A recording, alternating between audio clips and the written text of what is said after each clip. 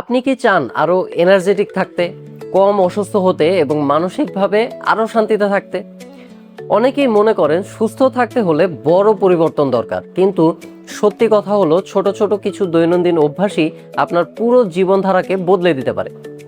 আজকের ভিডিওতে আমি আপনাদের সঙ্গে শেয়ার করব এমন 5টা সহজ কিন্তু শক্তিশালী অভ্যাস, যেগুলো এখন থেকেই গড়ে তুলতে পারলে সুস্থ জীবনধারা বজায় রাখা অনেক সহজ হয়ে যাবে।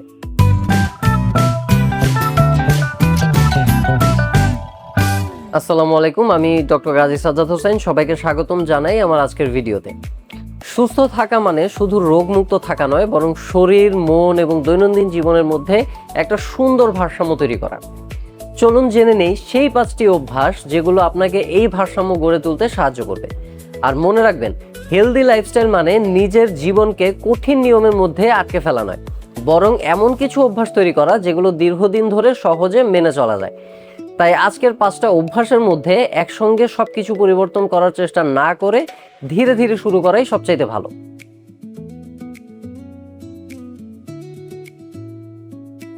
সুস্থ জীবনের ভিত্তি হলো ভালো ঘুম। প্রতিদিন 7 থেকে 8 ঘন্টা গভীর ও আনইন্টারাপ্টেড ঘুম শরীরের কোষগুলোকে রিপেয়ার করতে সাহায্য করে, ব্রেনকে রিফ্রেশ রাখে এবং ইমিউন সিস্টেমকে শক্তিশালী করে তোলে।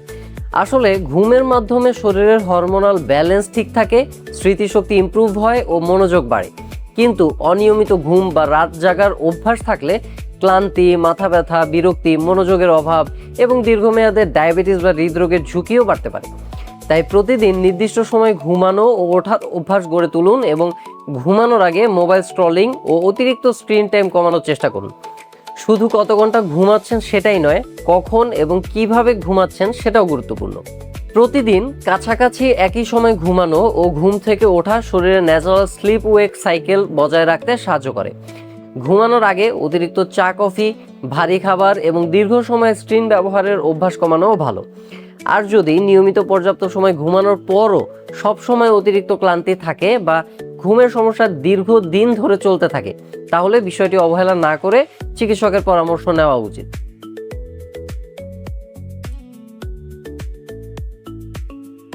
সুস্থ থাকতে প্রতিদিন ফিজিক্যাল মুভমেন্ট খুবই জরুরি, আর এর জন্য যে জিমেই যেতে হবে এমন কোনো বাধ্যবাধকতা নেই।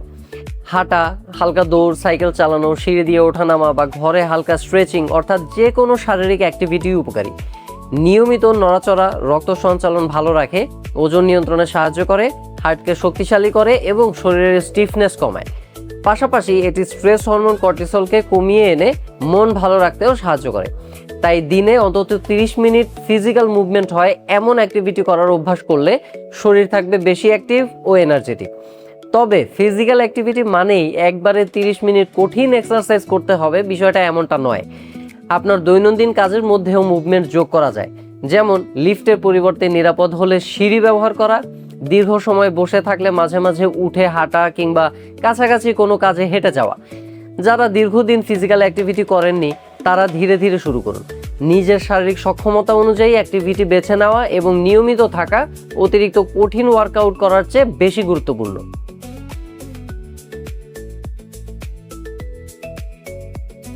শুধু পেট ভরালেই সুস্থ থাকা যায় না, খাবারে পুষ্টির ভারসাম্য থাকা সবচেয়ে গুরুত্বপূর্ণ। তাই প্রতিদিনের খাদ্য তালিকায় শাকসবজি, ফল, প্রোটিন, হেলদি ফ্যাট এবং পর্যাপ্ত পানি রাখার চেষ্টা করুন। অতিরিক্ত junk food, added sugar, soft drinks ও প্রক্রিয়াজাত খাবার অর্থাৎ প্রসেসড ফুড শরীরে ইনফ্লামেশন বাড়ায় এবং এনার্জি কমিয়ে দেয়। আসলে সচেতনভাবে খাওয়া মানে হলো কখন, কতটা পরিমাণে এবং কি খাচ্ছেন সেটা বুঝে খাওয়া। এতে হজম ভালো হয়, ওজন নিয়ন্ত্রণে থাকে এবং শরীর দীর্ঘ সময় ভালো কাজ করতে পারে। একটা ব্যালেন্সড মিল তৈরি করার সময় শুধু ভাত বা রুটির পরিমাণের দিকে না তাকিয়ে পুরো প্লেটের দিকে নজর দিন। শাকসবজি ও অন্যান্য নিউট্রিয়েন্ট রিচ খাবারের পাশাপাশি মাছ, ডিম, ডাল, মাংস বা অন্যান্য প্রোটিন সোর্স রাখতে পারেন। মৌসুমি ফলও খাদ্য তালিকায় রাখা যেতে পারে।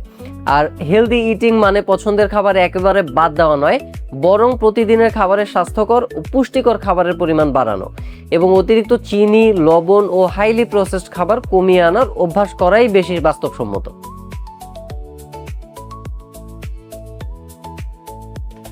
স্ট্রেস আজকালকার জীবনের একটা বাস্তব অংশ, কিন্তু সেটাকে কন্ট্রোল না করলে তার শরীর ও মনের উপর ধীরে ধীরে ক্ষতিকর প্রভাব ফেলতে শুরু করে। প্রতিদিন কয়েক minute deep breathing exercise, mindfulness practice, প্রার্থনা বা নিজের পছন্দের কোনো কাজ যেমন বই পড়া, গান শোনা, গাছের যত্ন নেওয়া কিংবা পোষা প্রাণীর সাথে সময় কাটানো মানসিক চাপ কমাতে অনেকটাই সাহায্য করে। দীর্ঘদিন আনম্যানেজ স্ট্রেস থাকলে ঘুমের সমস্যা, মাথা ব্যথা, হাই ব্লাড প্রেশার এবং মানসিক অস্থিরতা দেখা দিতে পারে। তাই নিজের মানসিক স্বাস্থ্যের যত্ন নেওয়াকে গুরুত্ব দিন, কারণ সুস্থ মনই সুস্থ শরীরের মূল চাবিকাঠি। অনেক সময় আমরা স্ট্রেস অনুভব করলেও সেটাকে গুরুত্ব দিই না। কাজের চাপ, পড়াশোনা, পারিবারিক দায়িত্ব কিংবা ব্যক্তিগত বিভিন্ন চিন্তা সবকিছু একসঙ্গে সামলাতে গিয়ে নিজের জন্য সময় বের করা কঠিন হয়ে যায়। কিন্তু প্রতিদিন অল্প কিছু সময় নিজের জন্য রাখাও খুব গুরুত্বপূর্ণ।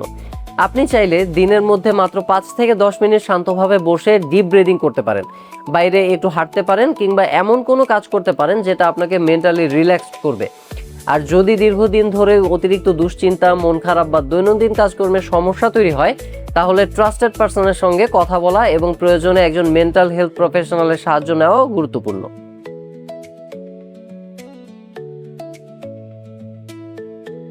একটা সহজ কিন্তু নিয়মিত ডেইলি রুটিন জীবনকে অনেক গুছিয়ে দেয়। সময় মতো ঘুমানো, খাওয়া, কাজ করা এবং বিশ্রামের সময় ঠিক রাখা, এসব অভ্যাস শরীর ও মনকে স্টেবল রাখে। পাশাপাশি নিজের জন্য সময় বের করা, প্রয়োজনে না বলতে শেখা এবং নিজের সীমাবদ্ধতাকে সম্মান করাও সেলফ কেয়ারের গুরুত্বপূর্ণ অংশ। শরীর বা মন ভালো না লাগলে সেটাকে উপেক্ষা না করে বিশ্রাম নিন। শরীর বেশি খারাপ হলে প্রয়োজনে ডাক্তারের কাছে যান। মনে রাখবেন, নিজের যত্ন নেওয়া কোনো বিলাসিতা নয়, বরং একটা সুস্থ জীবনের একটা অপরিহার্য অভ্যাস। সেলফ কেয়ার মানেই কিন্তু সবসময় স্পা, শপিং বা এক্সপেন্সিভ কোনো অ্যাক্টিভিটি নয়। পর্যাপ্ত বিশ্রাম নেওয়া, সময় মতো খাবার খাওয়া, নিজের পার্সোনাল হাইজিন বজায় রাখা, পর্যাপ্ত পানি পান করা এবং প্রয়োজনের সময় নিজের জন্য কিছুটা সময় রাখাও সেলফ কেয়ারের একটা গুরুত্বপূর্ণ অংশ। আর একটা গুরুত্বপূর্ণ বিষয় হলো নিজের শরীরের সিগন্যাল বুঝতে শেখা। সবসময় ক্লান্ত লাগা, কোনো ব্যথা দীর্ঘদিন থাকা, ঘুমের সমস্যা বা অন্য কোনো অস্বাভাবিক পরিবর্তনকে শুধু ব্যস্ততার কারণে হচ্ছে বলে এড়িয়ে যাবেন না। প্রয়োজনে চিকিৎসকের পরামর্শ নিন। সবচেয়ে গুরুত্বপূর্ণ হলো কনসিস্টেন্সি। একদিন খুব ভালো রুটিন মেনে চলার চেয়ে প্রতিদিন মোটামুটি ভালো অভ্যাস ধরে রাখা অনেক বেশি কার্যকর। আজকের ভিডিও থেকে আমরা জানলাম, সুস্থ জীবনধারা কোনো কঠিন বিষয় নয়। প্রতিদিনের জীবনে এই 5টি ছোট অভ্যাস ধীরে ধীরে গড়ে তুললেই শরীর ও মন দুটোই ভালো থাকবে। মনে রাখবেন, পরিবর্তন একদিনে আসে না, কিন্তু আজ থেকেই শুরু করলে ভবিষ্যৎটা অনেক সুস্থ হতে পারে। ভিডিওটা ভালো লাগলে লাইক দিন, শেয়ার করুন এবং কমেন্টে জানান আপনি কোন অভ্যাসটা আজ থেকে শুরু করবেন। এমন আরও হেলথ ও লাইফস্টাইল বিষয়ক ভিডিও পেতে আমার চ্যানেলটি সাবস্ক্রাইব করে সাথে থাকুন। সবাই ভালো থাকুন, সুস্থ থাকুন। ধন্যবাদ।